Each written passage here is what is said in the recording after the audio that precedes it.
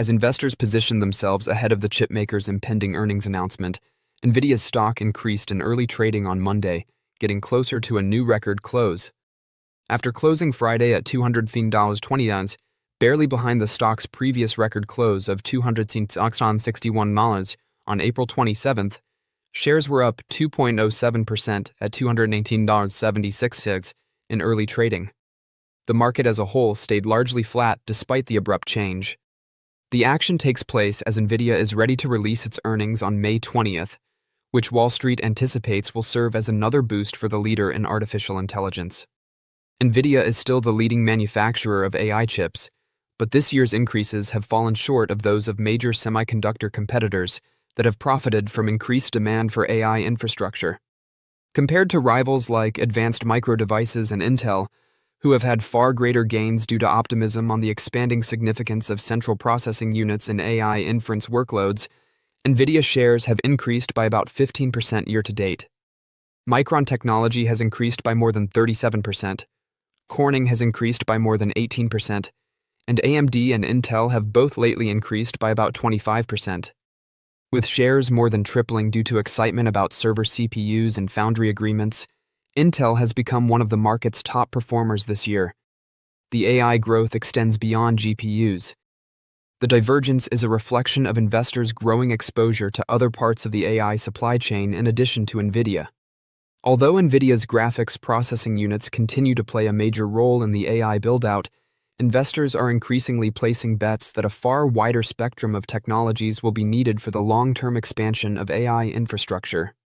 Due to persistent shortages and growing costs, memory chips have emerged as a particularly popular theme, which has helped Micron become one of the industry's best-performing companies over the past 12 months.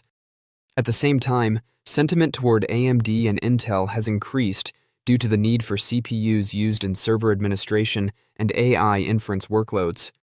The change indicates that investors are beginning to see the AI boom as going far beyond using GPUs to train models and into the larger ecosystem required to implement and run large-scale AI systems. Nvidia broadens its network of AI investors. Additionally, Nvidia has increased its investment activity throughout the ecosystem of AI infrastructure. The company has made significant investments to promote companies that either facilitate the expansion of AI infrastructure or are expected to use Nvidia hardware in the future. Nvidia's approximately $5 billion stake in Intel, which has allegedly increased in value to almost $25 billion, has been one of its most profitable investments. With commitments already above $40 billion, Nvidia has significantly accelerated its strategic investment pace in 2026. Nvidia and data center operator IREN came to an agreement last week alone that permits Nvidia to invest up to $2.1 billion in the business. Nvidia and Corning reached a separate agreement a day earlier that allows Nvidia to invest up to $3.2 billion in the glass manufacturer. After the announcements, both stocks saw significant increases. The plan is part of Nvidia's larger endeavor to maintain a close connection between its hardware ecosystem and the development of AI infrastructure worldwide. Nvidia is successfully assisting in the expansion of the infrastructure capacity required to support future demand for its GPUs by providing funding to businesses along the entire supply chain. Wall Street becomes more optimistic. Before Nvidia's earnings presentation, analysts are still very bullish. Ben Reitzes, an analyst at Melius Research, reaffirmed his buy recommendation and set a $380 price target for the stock, which is now one of the highest goals on Wall Street. Nvidia is still trading at a significant discount to its long-term growth outlook, according to Reitzes, who stated he anticipates a strong report with a meaningful beat and raise. Melius claims that when stock-based compensation is taken into account, Nvidia shares are trading at about a 50% discount to AMD and far below the company's anticipated long-term growth rate. Additionally, the business stated that if investor focus returns to Nvidia prior to earnings, the company's recent increases might merely be the beginning of a larger re-rating increase. The wave of earnings season has peaked, and the majority of the major IT companies released their quarterly reports with optimistic outcomes. However, there is still one significant date on almost everyone's calendar, May 20th, when Nvidia will release its fiscal Q1 2027 results. For the world's biggest publicly traded firm, expectations are usually high, and the hyperscalers' recent reports haven't dampened the enthusiasm. The AI-inspired nature of much of the growth and the overwhelming willingness to spend money hand over fist to continue the build-out are just as important as the sales and profits these companies are producing. In the past, Nvidia has projected $78 billion, 2% in revenue for the first quarter, although it frequently exceeds even its own optimistic projections. Nvidia's general increasing tendency is undeniable, even though it doesn't necessarily translate into quick increases after its quarterly reports. Over the last 12 months, Nvidia has increased by 75%, and its 3-year gains have exceeded 650%. On the eve of its next results call, should investors load up? Adam Spitaco, a leading investor, believes the solution is straightforward. The 5-star investor, one of the top 3% of stock experts reviewed by analysts, claims that history and valuation support the argument for action over hesitation. Even if there are frequently little instant reactions to Nvidia's profitability, Spitaco claims that the long-term trend is one of tremendous growth. He cites average quarterly returns in the double digits when looking back, and Nvidia's 1-year record is no stranger to gains of at least 100% during bull markets. Accordingly, even though the earnings results by themselves don't ignite a bull run, they do validate Nvidia's supremacy in the AI space, says Spitaco. With the growing demand for data centers, cloud computing, and AI infrastructure, 2 of the most well-liked AI chip stocks on Wall Street are Advanced Micro Devices and Nvidia. AMD is pitching itself as a more affordable competitor to Nvidia, which still controls the majority of the AI GPU market. To determine which stock analysts now favor, we have pitted Nvidia and AMD against one another. Here's a closer look at Wall Street's most recent assessments, price goals, and projections for AMD and Nvidia stock. For background, high-performance processors and graphics chips used in PCs, data centers, gaming systems, and AI infrastructure are designed by AMD and Nvidia. Nvidia's stock has increased by roughly 15% so far this year, whereas AMD's has increased by almost 100%. Tristan Guerra, a 5-star analyst at Robert W. Baird, increased his price objective for AMD to a street high of $625, anticipating an increase of more than 35%. He emphasized that, in contrast to its previous projection of 18%, AMD now projects that the server CPU market would expand at a compound annual growth rate, CAGR, of more than 35% over the next 3 to 5 years. Strong short-term demand for AMD's CPUs and better prospects for its GPU division led Seaport research analyst Jay Goldberg to raise the company from hold to buy with a $430 price target. Based on 27 buys and 8 holds awarded over the previous 3 months, analysts have an average rating of strong buy for AMD stock. A 2.7% downside risk is implied by the average AMD price objective of $442.94 per share. Who is the top analyst for AMD stock? Over the last 3 months, Kevin Cassidy, a 5-star analyst at Rosenblatt Securities, has been the most accurate analyst covering AMD. He has an average return of 33.05% per transaction and an 81% success rate. Out of almost 12,000 analysts monitored, Cassidy is placed number 45. Cassidy reaffirmed his buy recommendation and increased his price objective from $300 to $490 after the earnings. He referred to the quarter as a beat and raise, citing the robust demand for server CPUs as the increasing use of agentic AI continues to boost output. David Dye, a 5-star analyst at Bernstein, most recently kept his buy rating on Nvidia with a $300 price target. He noted that Nvidia's next Vera Rubin platform, which is anticipated to launch in the second half of 2026, will significantly improve performance, and that the stock is still reasonably priced given its robust profits growth. Additionally, analyst Timothy Arcuri reaffirmed his buy recommendation for Nvidia with a $245 price objective. He stated that rather than a decline in demand, Taiwan's April export slowdown probably represents normalization following a very successful March.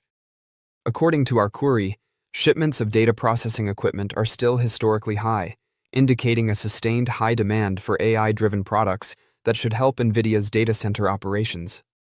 Who is the top analyst for Nvidia stock? Over the last 3 months, Fang Boon Fu, the top-rated analyst at DBS Bank, has been the most accurate analyst covering Nvidia. He has an average return of 24.1% per transaction and an 83% success rate. Fu's optimistic assessment of Nvidia stock is further supported by the fact that he is ranked number 270,000 out of over 12,000 analysts. Fu increased his price objective for Nvidia from $220 to $250 last month, stating that demand for the company's Hopper and Blackwell AI chips is anticipated to stay higher than supply until fiscal 2026. Put otherwise, consumers continue to demand more AI processors than Nvidia is now able to manufacture. In conclusion, although analysts are currently more optimistic about Nvidia, both AMD and Nvidia are still the top AI chip plays on Wall Street. Nvidia has substantially greater projected upside based on analyst price targets in addition to having a higher consensus rating. However, AMD is still gaining traction due to rising AI and server CPU demand, and after the company's impressive earnings report, a number of analysts have recently become more positive about the stock. Nvidia still seems to be the top choice for investors looking for the leading AI company with more analyst conviction. In the meantime, investors searching for a possible rival with long-term development prospects in the developing AI business might find AMD more appealing. Don't forget to share your thoughts and experiences in the comments below. Your input helps create a more knowledgeable community where we can all learn and grow together in the world of investing. Stay up to date with the latest market trends, insights, and key updates by subscribing to Investing Tutorial. We're here to help you make smarter investment decisions and stay ahead of the curve. S&P 500 is riding this 6-week winning streak, up over 15% in that stretch. When you look underneath these record highs, what do the charts tell you about the health of this rally?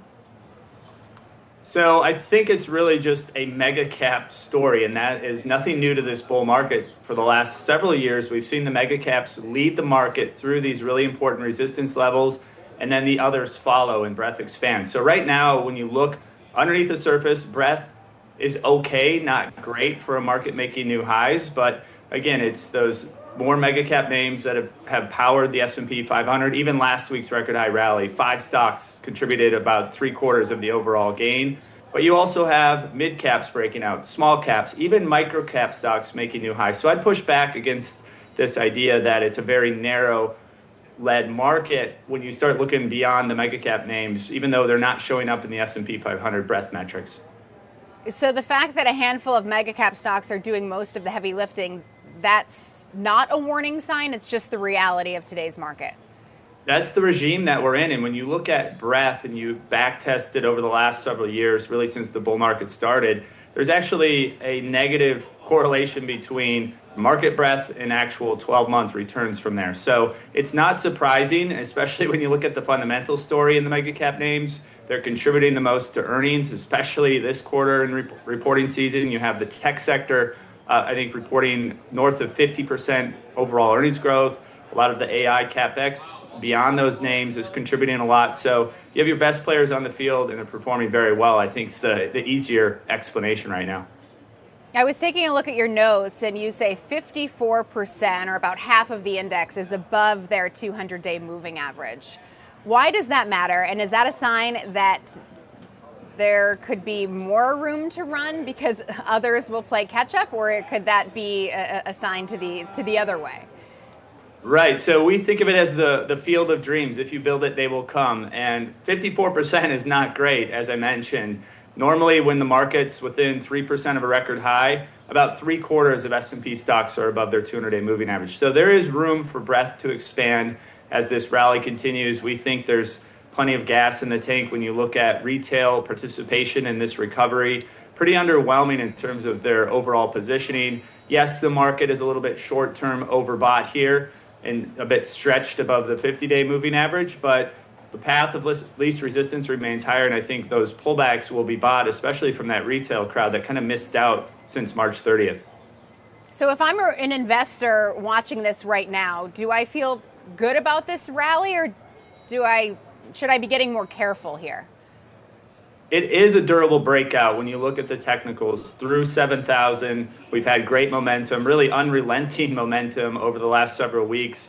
There is this potential here for a bit of a pause or even a pullback, but I think using support at maybe the 20-day moving average or even the 7,000 point area would be a pretty attractive entry point. I'd be surprised to see the market break below that level and this be a false breakout. When you look at the collective technical evidence here, certainly the technicals line up well. They marry well with a very strong fundamental story.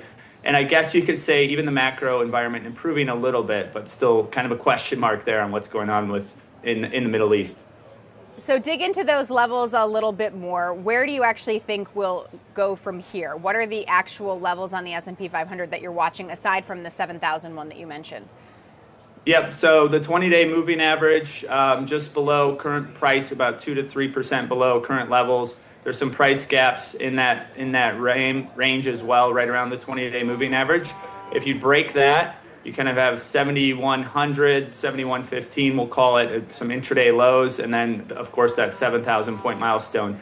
Normally, when you break out above a major resistance level, you get a little bit overbought. It's not surprising to see the index pull back to that prior resistance level at 7,000. That would be completely normal type of price action throughout history. So it wouldn't be a shocker to see even a 5% type of drawdown in the S&P 500 on a near-term basis. But again, we would think of that as an attractive buying opportunity to get back into this bull market. So those levels were to the downside. What about to the upside with the S&P at 7412, call it? How much higher could it go? So we're revising, or our year-end price target is under review, we'll call it right now. And we actually just hit the point and figure analysis. I won't go into what the point and figure readings, but 7,400 was the level we were looking for on this breakout. But we'll see what the earnings story plays out for this quarter, where our numbers come in terms of our upside price target. So we haven't published that yet, so we're holding out, but look for a new upside in terms of our price target for year end.